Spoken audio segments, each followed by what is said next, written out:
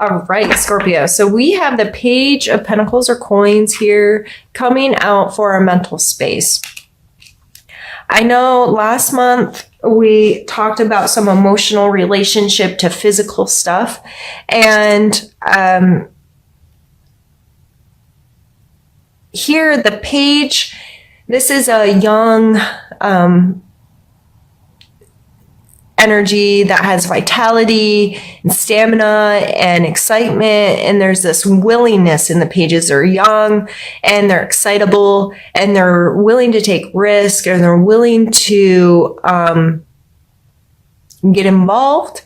And it's like he's holding this up ready to for another reading. They had Make-A-Wish as their card, and then he came next, and I saw him kind of like making a wish, like someone would blow on a dandelion, but here he has this coin in his hand. So it's this young, hopeful, excitable energy. Our mental space with a physical card, we may be focused on some kind of new opportunity with either an investment, a job, some kind of thing we can physically do, a new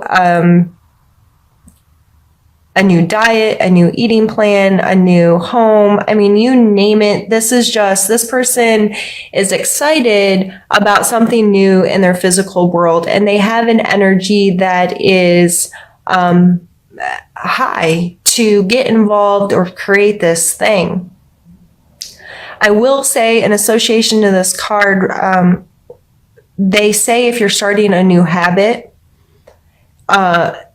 during your birthday, that's better than most people do it at the beginning of the year, right? And that really works for some, and maybe the camaraderie of a lot of people getting involved in new things helps with that. But doing it during your sun time is actually a really good time for us to start a new habit. Around our birthday, that was, 38 years ago, I was 24 hours old. You know what I mean? So I was my first experiences as a human, and something about that, in our bodies and the patterns that happen in our life. So if you are doing something new in your physical world, this could be a new schedule, a new budget, a new meal plan, you name it. But it may be really good for you right now to get that ball rolling, so it's something that could really stick with you. Coming in your physical space, we have the Seven of Wands. I believe we had this card last month too. But here he is on the higher ground and willing to defend himself.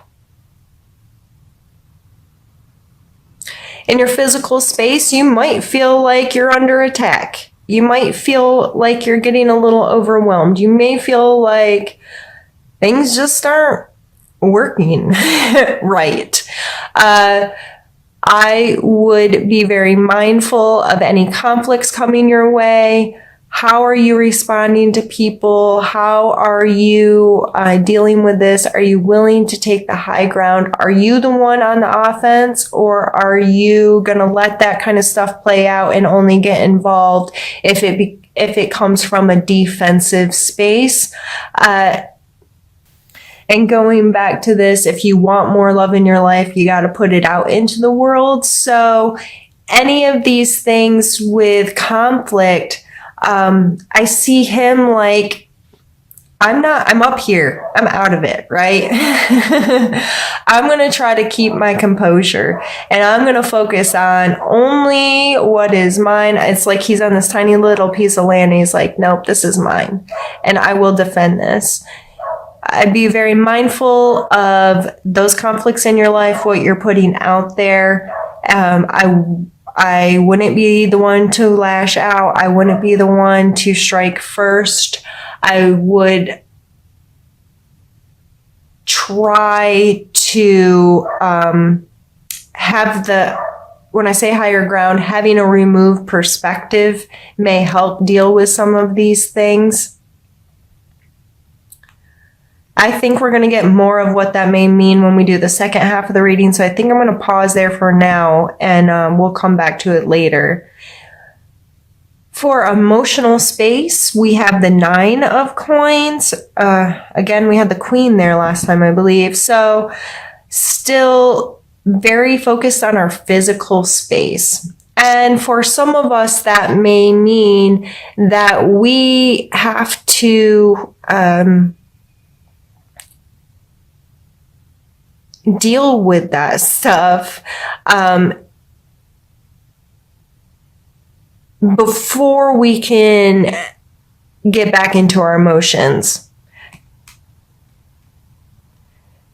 So she feels very comfortable in her space. She's obviously put a lot of time and effort and work, and she has created a really beautiful garden for herself that she seems to be very much enjoying. So emotionally, we may feel like, okay, we've really put in the work here. And you may be feeling really, really good about yourself. So now that you've kind of created that space, if last month you were able to deal with some of, I think we talked a bit about clearing out some old stuff or reevaluating your emotional attachments to your physical world. If we've done that and we're now in a place like, okay, I cleaned out some of the old and I've beautifully displayed what I have. Now I'm feeling like, okay, I'm getting it together, right? And that these two things in combination, the page and the 9 here in our mental and our emotional space, I think that is like just that we matured just a little bit more there. We were able to pull it up a notch, and it helped us find security within ourselves, where it's helping us get more stable in our physical world. So we could then put that stuff down if you were able to reorganize your home or clean up your budget a little bit, deal with your physical world in whatever way if it had gotten out of hand, because I understand that my physical world's kind of been a mess because we've had a lot going on, and not only a lot going on in our physical world, but I dealt with a lot of the emotional stuff we talked about last month with dealing with some grief and letting things go. And so I'm there with you, and I feel this, that, you know, the more we can get our world, our physical world running in a smoother order, it frees up the ability to connect with people, because we feel like, okay, I've cleaned things up, I've organized, I feel on top of stuff. It gives you a sense of control. A lot of times it can give us just, I said security already, but it does. It can help us feel more secure. And the more secure we feel in that physical space, the more likely we can then connect on emotional levels with people. Our spiritual space, we have the Moon card. And this is one of my favorite cards. Healing Moon Tarot, you know, makes sense. And spiritually, this may be calling on our intuition. It is our birthday time, and we are Scorpios who are extremely intuitive anyway.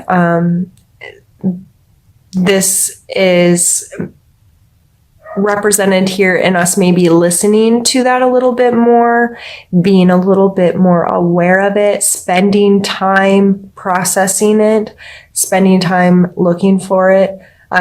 If you do feel you are intuitive in some way, what is your relationship to that? Does it make you comfortable or uncomfortable? Because I know from experience that it can make us feel uncomfortable. Sometimes it's like, why do I know that? Or why do I feel that way? Why is that my response to this situation? I personally recently woke up in the middle of the night and got in my car and drove somewhere because I knew something bad was happening. I hadn't spoken to anyone. I didn't have any reference.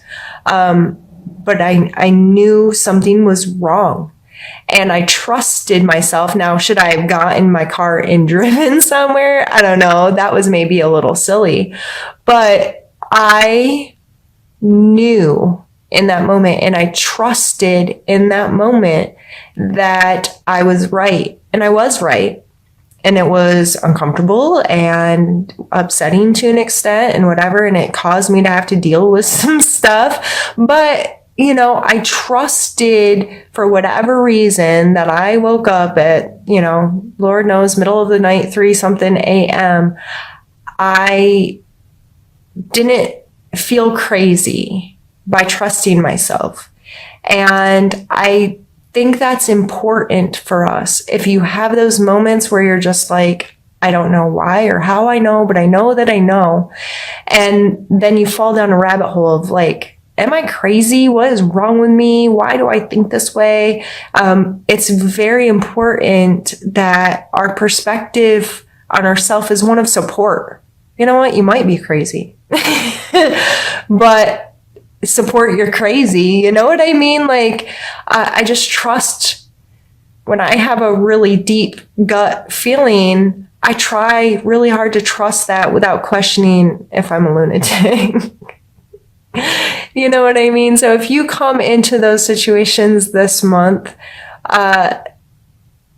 try to trust yourself. I mean, don't put yourself in a bad situation or do something ridiculously irrational, or you know what I mean? But give yourself the opportunity to trust your instinct, to trust your gut, listen to your intuition, or give yourself more opportunity to explore what that means to you. And this card also, there's a transformation here. Things look different in the dark, right? And it's the same light source that we get all day from the sun. It's just arriving to us in a different way. And it's amazing the feelings that are associated with the dark versus the light, all of the old tales of whatever, werewolves and vampires and all this, it all has to do with the night and our shadows. And this can bring up some shadow work within us, those deep, dark recesses of ourselves that are scary or that we don't want to admit or we don't want to allow. If any of that's kind of pulled up for you this month, I'd be mindful of paying attention to it. You may want to look up what shadow work means. There's some, people out in the world that talk about this, and from more of a psychological or spiritual standpoint of what that means and how to deal with some of those things. It can be really heavy work. It can be really exhausting work. I find it beneficial within myself, but I'm careful about when I dive into that because I can get really hard on myself, or it can emotionally really drain me. So if you're interested in any of that and you want some resources, you're welcome to reach out to me, and I will try to provide speakers or whatever that I've come across over my years of researching this kind of stuff that I would recommend for people. I think we're going to pause, move some stuff around, and get into the second part of this reading. This is hard for me, Scorpios, and I hope you don't mind, because all I want to do is do a reading for myself. And I try really hard to not tell you all my stuff, because you probably don't care. No, I have made it very known that I associate with the Hermit card on a very deep level. And in general, the Hermit is all about taking, to me, it's about taking our experiences that we have in the world, all the thoughts, ideas, opinions, information in general that we soak up all day long from all the people and stuff that we do, and then allowing time to be alone and understanding there's a difference between being alone and being lonely. I don't see the hermit as lonely. I see the hermit as someone who's able to be alone and who is able to digest the world, if you will, and come back to what aligns with him. He takes in all this information, weighs it all out, and is able to connect with who he is, how he feels about everything, what his perspective based on his experiences are. And so this coming for a challenge as someone who associates deeply with this card, and I feel a lot of my Scorpio friends do. We may just not be in a place this month where it's best for us to be there. You know what I mean? That we may not get our alone time that we usually do. We may not get to turn off as much. Holidays are coming up and different things. And there's going to be lots of opportunities to interact with people and enjoy the festivities going through November and December. So it may be hard for you to find that time. It may be hard for you to digest all of what you're taking in and be aligned with your perspective, your opinions. Let's pull some more cards. Let's pull what? And going back here, the physical world with this conflict, it may just be this not necessarily being like a conflict, but just a lot going on in the physical space. And it's like, okay, what next? It's like this guy's playing whack-a-mole. I don't know why I just saw him like that, but there's just life gets busy. There's a lot of people. Everybody's putting in their opinion. There's lots of ideas of what needs to be done. And it may just be not necessarily a conflict, but it could feel that way. It could feel like you're under attack, but you're really just playing whack-a-mole and trying to get through all of this stuff. And so that's why I'm feeling my friends don't want to hear that. And one of my best friends calls me the Queen of Swords. She wanted me to be the Queen of Swords for Halloween.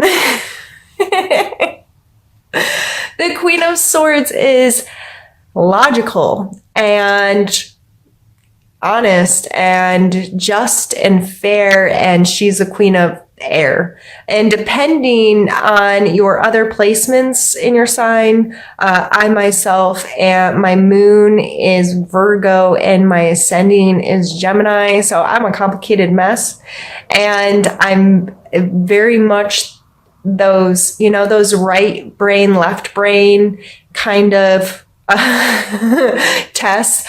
I'm typically straight down the center, and it can be really hard for people to deal with me sometimes because I can be brutally honest to a fault. And because of my emotional awareness and how I tie things emotionally to everything and I recognize patterns, I can be very mean without meaning to be mean. It's like I know how to really hurt someone unintentionally because I'm very good at kind of picking people apart, knowing their weaknesses, so on and so forth. So this is coming out in a strengths card. So let's not talk about all the negatives of it and try to focus on the positives.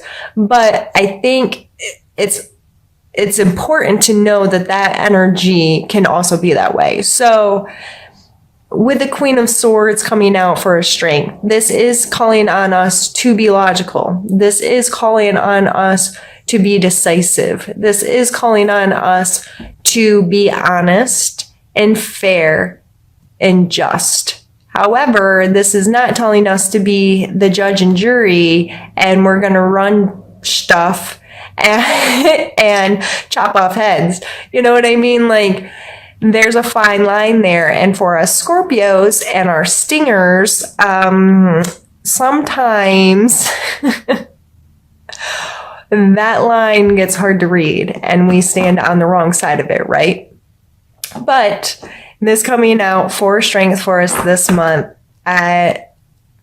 if we find ourselves being too emotional, if we find ourselves not making decisions, if we find ourselves in situations where logic can help, honesty can help, maybe not be quick to fly off the handle and get into this, I'm going to attack, but remember, higher ground, defense, not offense.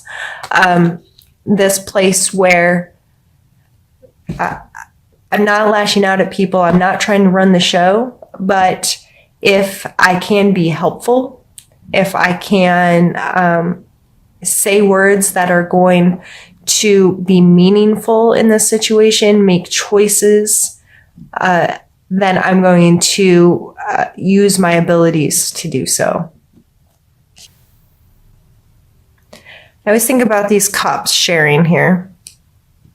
Since it is hearts and there's cups depicted, it's also associated with the cup cards, which we have another one here with a sword in the center. Again, logic, decisiveness, quick potential to say the right thing at the right time. This is a seed that can be watered into something, or like a matchstick that can be lit and create fire. The King of Cups is mature water energy. There's this willingness to exchange emotions, an authenticity there, a sensitivity, empathy. All of those lovely feeling words.